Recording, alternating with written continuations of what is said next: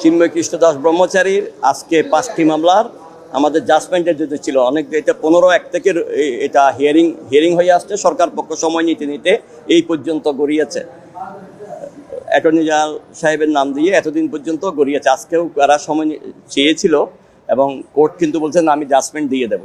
এখন 5টা মামলার মধ্যে 4টা মামলা আগামীকাল জাজমেন্ট দেবেন। যেটা আলিফ হত্যা মামলা সেটাতে আমাদের বক্তব্য হলো উনার নাম এজাহারে ছিল না, আর উনি যখন পুলিশ কাস্টডিতে ছিল তখন এই হত্যাকাণ্ডের ঘটনাটা, এবং উনি কোনো ক্রমে একজন সাধু মানুষ, একজন বৈষ্ণব, উনি কোনো ক্রমে এই হত্যাকাণ্ডের সাথে বা কোনো রকমের হত্যাকাণ্ডের সাথে ওই ওনার নেচারের সাথে যায় না, আর ওনার কোনো নির্দেশদাতাও হতে পারে না।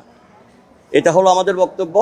আর একটা বক্তব্য ছিল আমাদের, যে এই মামলায় প্রথম থেকে যেহেতু এজাহারে অনেকগুলো নাম ছিল, এই এজাহারে ওনাকে যখন ইনভলভমেন্ট দেখায়, যখন ওনার রাষ্ট্রদ্রোহ মামলা যেটা ছিল, রাষ্ট্রদ্রোহ মামলায় মহামান্য হাইকোর্ট যেদিন জামিন দিয়েছেন ওনাকে, সেই জামিন দেওয়ার পর 2 দিন পরে কিন্তু এই মামলাগুলো ওরা সোনের অ্যারেস্ট হিসেবে দেখিয়েছে 5টা মামলায়, ওখানে আলিফ হত্যা মামলা সহ।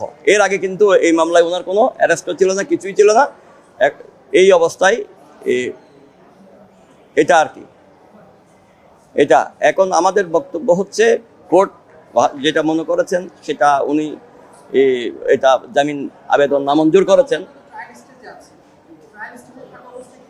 ট্রায়াল স্টেজ এটা হলো, ট্রায়াল স্টেজে হলো এখনো পর্যন্ত সাক্ষী শুরু হয়েছে, সাক্ষী শেষ হতে অনেক দিন।